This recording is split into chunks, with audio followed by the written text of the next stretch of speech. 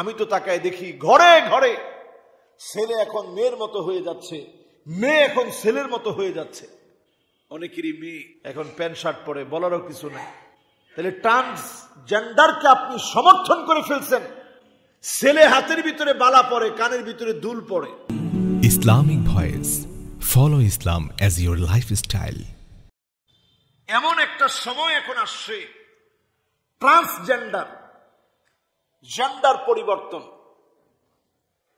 ছেলে মেয়ে হয়ে যাওয়া, মেয়ে ছেলে হয়ে যাওয়া, এই রকম একটা বিষয় এখন আমাদের সমাজের ভিতরে সামনে চলে আসতেছে, ভয়াবহ আকার ধারণ করতে যাচ্ছে।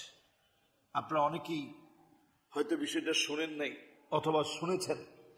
এই ট্রান্সজেন্ডার যদি আমার দেশে চলে আসে, লিখে রাখেন, আল্লাহ এটা সহ্য করবে না। প্রত্যেকবারে আল্লাহ রাব্বুল আলামিন এই জাতির উপর থেকে বিপদ উঠায় নেন। কি করোনা বলবো, অন্যান্য ভূমিকম্প বলবো,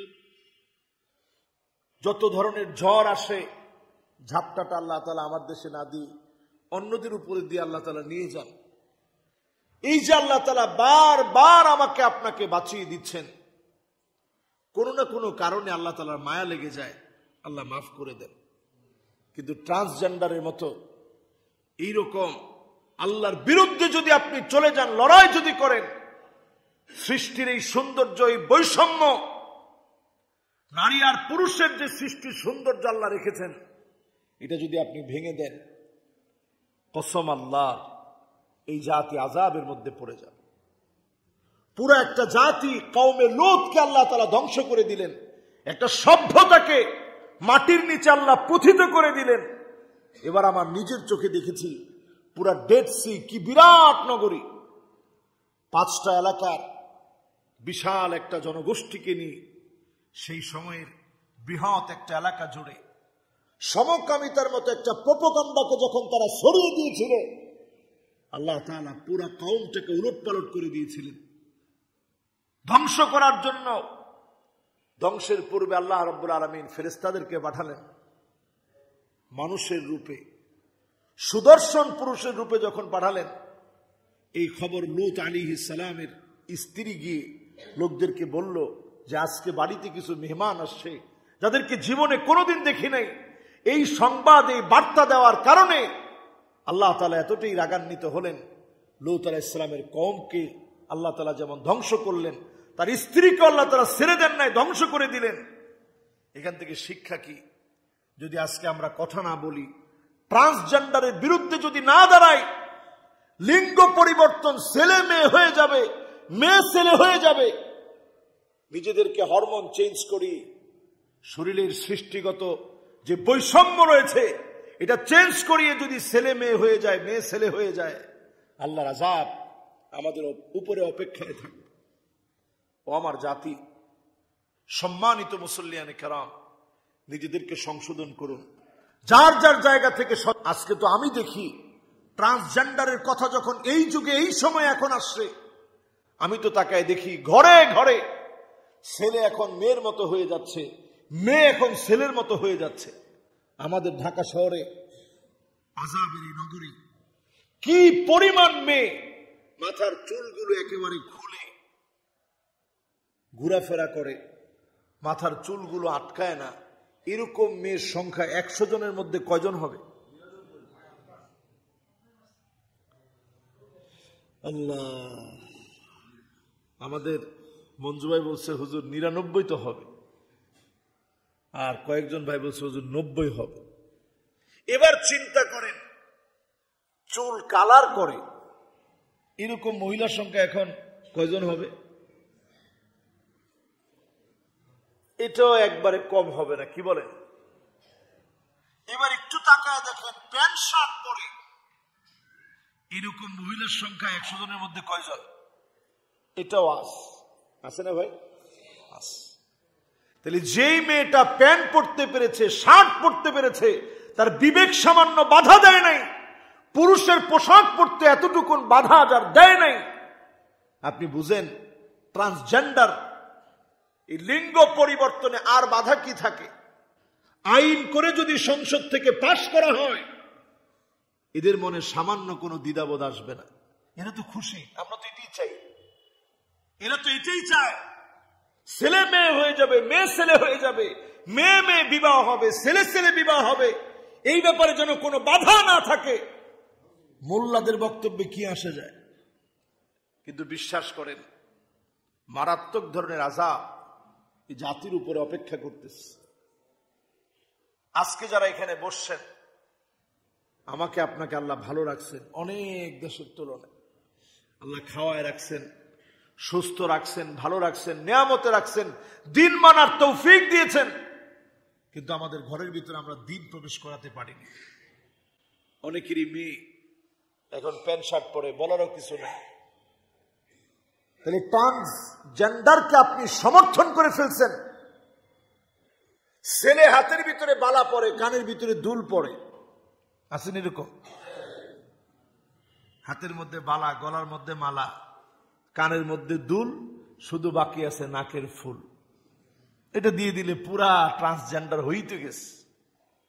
আল্লাহর হাবিব বলছেন, আল মারআ আল মুতারাজ্জিলা আল মুতাশাব্বিহাতু বির-রিজাল, ওই মহিলার দিকে কিয়ামতের দিন আল্লাহ তাকাবেন না, কথা বলবেন না, দয়া দেখাবেন না, মায়া দেখাবেন না। যেই মেয়ে পুরুষের পোশাক পরবে, পুরুষের মতো চলবে, পুরুষের মতো ফ্যাশন ধরবে, তার দিকে আল্লাহ তাকাবেন, আল্লাহ কথা বলবেন, আল্লাহ দয়া দেখাবেন না। এরকম আমাদের সমাজের ভিতরে কত নারী এমন আছে যার সঙ্গে আল্লাহ সেদিন কথা বলবেন। এই জন্য আমরা যারা এই জুমা পূর্বক আলোচনায় বসছি, আল্লাহর কাছে প্রতিনিয়ত পানাহ চান, আল্লাহ যেন আমাদের ফ্যামিলি, আমাদের পরিবারকে এই ধরনের ফিতনাগুলো থেকে আল্লাহ যেন হেফাজত করে। পড়ে না আমিন। যেটা থার্ড জেন্ডার, যেটা আমাদের সমাজের বঞ্চিত মানুষ, যাদের ব্যাপারে কথা বলা উচিত, শরীয়ত যাদেরকে দূরে ঠেলে দেয় না। ঢাকা একবার একটা সেমিনার হলো, যে হিজড়াদের অধিকার নিয়ে একটা সেমিনার হলো। সেখানে অন্যান্য ধর্মাবলম্বী অনেক বড় বড় পণ্ডিতরা ছিল। আলেমদের মধ্যে কয়েকজন আলেমকে দাওয়াত দেওয়া হলো। সৌভাগ্যক্রমে সেখানে, আমি মনে করি এটা আমার জন্য সৌভাগ্য, আমিও সেখানে যাওয়ার সুযোগ হলো। তো সেখানে বক্তব্য দেওয়ার সুযোগ আসলো। তো হিজড়ারা প্রশ্ন করেছে, আমরা উত্তর দিয়েছি। তারা প্রশ্ন করলো যে হুজুর, আমাদেরকে আল্লাহ হিজড়া বানাইলো কেন? আমি তৎক্ষণাৎ একটু বিব্রত হয়ে গেলাম যে আল্লাহ, এই প্রশ্নের উত্তর আমি কি দিব আল্লাহ? এই যে হিজড়া বানাইলো কেন, সে তো আমাদেরই সন্তান, এই সমাজের সন্তান। ইসলাম তার ব্যাপারে কোন রকমের তাকে দূরে ঠেলে দেওয়ার কথা বলেনি। এটা আল্লাহর একটা পরীক্ষা, সৃষ্টিগত বিষয়, এটা তার হাত দিয়ে সে করেনি। তো আমি বললাম, এটা আপনি হাত দিয়ে করেননি, আপনার হাতের কামেও না। আল্লাহ রাব্বুল আলামিন কদরাম মাকদুরা, এটা এইভাবে রেখেছেন ভাগ্যে, বিষয়টা এইভাবে হয়েছে। আপনি এই অবস্থায় আল্লাহকে কতটুকুন ডাকতেছেন? আপনি আদৌ নামাজ পড়েন কিনা? হিজড়াদের নামাজ কি মাফ?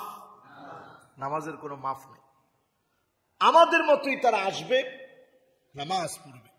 ইসলামে তার কাতার পর্যন্ত নির্দিষ্ট করা আছে, পুরুষের পরে কিভাবে হিজড়ারা দাঁড়াবে, সেই কাতার পর্যন্ত নির্দিষ্ট করা আছে। ইসলাম তো আপনাকে কোনোভাবে খাটো করে নেই। হিজড়াদের জানাজা দিতে হবে কি হবে না? হবে। ইসলাম তো আপনাকে বৈষম্য করে দূরে ঠেলে দেয় নাই। আপনি নিজে ইসলাম থেকে দূরে সরে যাচ্ছেন, আল্লাহ আপনাকে দূরে ঠেলে দেয়নি। যদি আপনি পুরুষের মতো বেশি হন, তাহলে নারীদের থেকে আপনি দূরে থাকবেন। নারীদের মতো যদি আপনি বেশি হন, তাহলে পুরুষ থেকে আপনি দূরে থাকবেন। ইসলাম আপনার ব্যাপারে সৌন্দর্য মণ্ডিত করে, বৈশিষ্ট্যকে আলাদা করে ইসলাম আপনার জন্য দিয়ে দিয়েছে। আপনাকে ইসলাম খাটো করেনি। তারপরেও মুহাদ্দিসিনে কেরাম একটি বিষয়ে খুব জোর দিয়েছেন, যে হিজরা হয় কেন, এই বিষয়ে বক্তব্য হচ্ছে এটা আল্লাহর ফয়সালা। দ্বিতীয় কথা হচ্ছে, ইসলাম আপনাকে শেখায়, আপনি যখন মনের ইচ্ছা চরিতার্থ করার জন্য যখন যাবেন বৈধ পন্থায়, হালাল পন্থায়, স্ত্রীর কাছে যাওয়ার সময় অজু অবস্থায়, পবিত্র অবস্থায় যাবেন। অধিকাংশ আমরা যারা এখানে বসছি এই মাসআলা আমরা অধিকাংশ লোকই জানি না। চিন্তা করতেছেন হুজুর পবিত্র অবস্থায় যাব কেন? কারণ এটা শুরু থেকে নিয়ে শেষ অবধি যিনি পুরো সময়টা সওয়াব হিসাবে গণ্য করেন তিনি কে? হালাল ভাবে আপনার মনের ইচ্ছা চরিতার্থ করার কারণে আল্লাহ তাআলা সওয়াব হিসাবে গণ্য করেন। এই জন্য ইসলাম আপনাকে একটা দোয়া শিখিয়েছে, আল্লাহুম্মা জান্নিবনা শাইতান ওয়া জান্নিবিশ শাইতানা মিম্মা রাযাকতানা। এই ছোট্ট দোয়া, আল্লাহ শয়তান থেকে আপনি দূরে রাখেন। যে রিজিক আল্লাহ আপনি দিবেন এটাকেও আল্লাহ আপনি শয়তান থেকে দূরে রেখে শয়তান থেকে মুক্ত রাখেন। যখনই কেউ দোয়া না পড়ে তখনই শয়তান লেপ্টে যায়, মিলিত হয়ে যায় এই কর্মের সময়।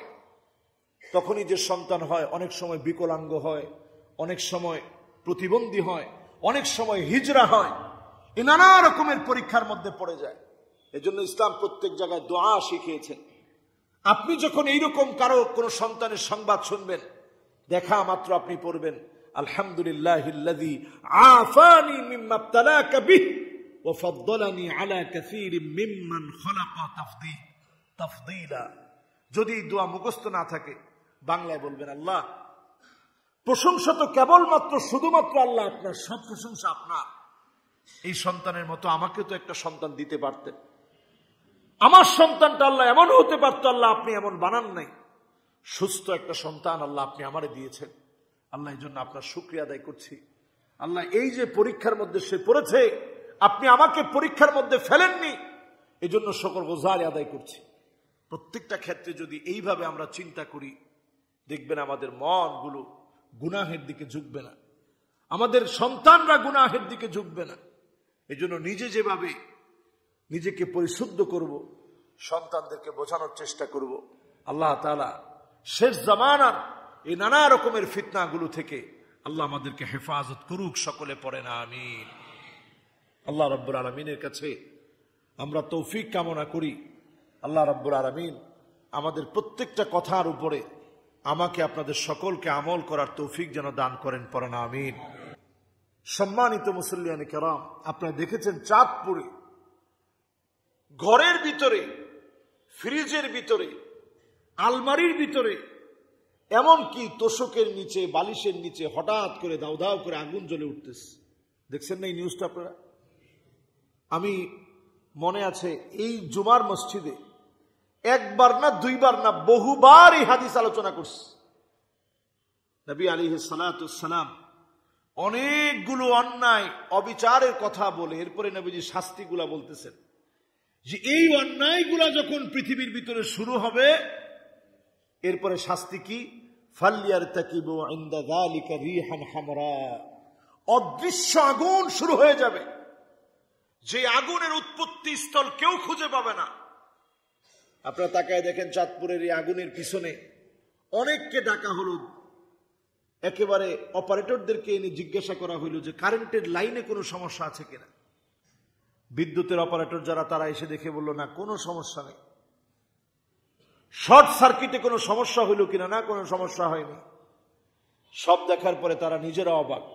ইমাম সাহেবের কাছে গিয়ে প্রশ্ন করা হলো আপনি কিরকম দেখছেন? ইমাম সাহেব বলছে আমিও তো আপনাদেরই মতো, আমি এরকম দেখছি, হঠাৎ হঠাৎ দাউ দাউ করে জায়গায় জায়গায় আগুন জ্বলে উঠতেছে। ইমাম সাহেব নিজেও অবাক। এলাকার লোকদেরকে খাওয়ানো হলো, এতেও কমে নেই। এখন সবাই নাম দিয়েছে দেও দানব, যে জিন এটা আগুন লাগাই দিয়ে যাচ্ছে। কিছু হইলেই আমরা একটা জায়গা পাইছি যে এটা জিনের উপর দিয়ে দিচ্ছে, জিন এই কাজটা করছে। আরে ভাই, আমরা নিজেরা যে কতটুকু গুনাহগার, কত অন্যায় আমি করতেছি একটু হিসাব করে দেখেন। আমাদের ঘরে ঘরে বোনকে ঠকানো হচ্ছে, কত বড় মারাত্মক ধরনের অন্যায়। আল্লাহ ওই নারীকে অধিকার দিয়ে পাঠিয়েছে, আপনি তার অধিকার নষ্ট করলেন। সন্তানদের ভিতর থেকে বড় ভাইকে একটা রকম বুঝ দিয়ে দিছে, তোর তো টাকা পয়সার অভাব নাই, তোর ছোটদেরকে দিয়ে দিই, তোর তেমন দরকার নেই, তোর জন্য দোয়া থাকলো। এই যে আপনি অধিকার নষ্ট করলেন, আল্লাহ ধরে না। হঠাৎ যখন মালিকের আযাব আসে, পাকড়াওটা বড় কঠিন হয়। ফ্রিজের ভিতরে আগুন জ্বলে, এটা চিন্তা করতে পারেন? শোকেসের ভিতরে সব ভেঙে চুরমার হয়ে যাচ্ছে। নবী আলাইহিস সালাম বলেছেন, এমন একটা সময় আসবে জায়গায় জায়গায় অদৃশ্য আগুন জ্বালায়া পুরায় সারখার করে দিবে। এখন যদি আমার দেশে আর কিছু আল্লাহ না দেন, এরকম ঘরে ঘরে যদি আগুন দেন, আগুনের মালিক কে? এগুলো জাইশুম মিন জুয়ুশিল্লাহ, এগুলো আল্লাহর সেনাবাহিনী। সমুদ্রের ঢেউ আল্লাহর সেনাবাহিনী, বাতাস আল্লাহর সেনাবাহিনী, আগুন আল্লাহর সেনাবাহিনী। আল্লাহর সেনাবাহিনী চলে কার অর্ডারে? এই জন্য সর্বোপরি কথা হচ্ছে, এটা আল্লাহর সেনাবাহিনী, আল্লাহর অর্ডারে চলে। এরপরেও অনেকে ব্ল্যাক ম্যাজিক করে নানাভাবে এই ধরনের ক্ষতি করার চেষ্টা করতে পারে। যদি করে থাকে, আমার আপনার কাজ কি? প্রতিনিয়ত কোরআন তেলাওয়াত করা, প্রতিনিয়ত কোরআন তেলাওয়াত করে আল্লাহর কাছে প্রার্থনা করা। আচ্ছা বলেন তো দেখি, আল্লাহর শক্তি বড় না শয়তানের শক্তি বড়? কিন্তু আমরা কেন দুর্বল হচ্ছি? এই জন্য দুর্বল হচ্ছে কারণ প্রতিনিয়ত আমরা ভাত খাই নিজেদেরকে সুস্থ রাখার জন্য, কিন্তু প্রতিনিয়ত সূরা ইখলাস, সূরা ফালাক, সূরা নাস আমরা ঠিকই শুনি কিন্তু আমলটা করি না। ফজরের নামাজের পরে 3 বার, মাগরিবের পর 3 বার, ঘুমানোর সময় একবার করে পড়া, অন্যান্য নামাজে একবার করে পড়া, এরপরে আয়াতুল কুরসি পড়া, এই আমলগুলো আমরা করি না। ঘরের ভিতরে গান বাজনা সবসময় ছেড়ে রাখি, যেগুলো আযাব আসার কারণ। আপনি ঘরের ভিতরে কোরআন তেলাওয়াত ছেড়ে রাখেন। এখন কত সুন্দর সুন্দর তেলাওয়াত পাওয়া যায়, ছেড়ে রাখেন, দেখবেন ইনশাআল্লাহ এই ধরনের আযাব থেকে আল্লাহ আমাদেরকে হেফাজত করবে। এই জন্য আমাদের চাঁদপুরের ভাইদের জন্য আমরা যেমন দোয়া করি, পাশাপাশি আমি পরামর্শ দিব, এই ঘরগুলাকে পবিত্র করেন। ঘর পবিত্র করার পদ্ধতি হচ্ছে ইবাদত দিয়ে ঘরকে পবিত্র করা লাগে। ঘরটাকে পবিত্র রাখুন, অপবিত্র বস্তু ছবি টবি যেগুলো ঘরের ভিতরে আছে এগুলো সরিয়ে ফেলেন, ঘরগুলাকে পবিত্র রাখুন। ইবাদত বন্দিগি দিয়ে সালাত আদায় করুন, নামাজের মধ্য দিয়ে ঘরকে মৃত হতে দিবেন না। নফল নামাজ ঘরের ভিতরে বেশি বেশি পড়া সুন্নত। নবী আলাইহিস সালাম ঘরে পড়তেন, তারপরে নবীজি সাল্লাল্লাহু আলাইহি সাল্লাম ফরজ মসজিদে এসে জামাতবদ্ধ হয়ে সবাইকে নিয়ে আদায় করতেন। এজন্য ঘরকে মরতে দিবেন না। আল্লাহ যেন আমাদেরকে বোঝার তৌফিক দান করেন, পড়েন আমিন।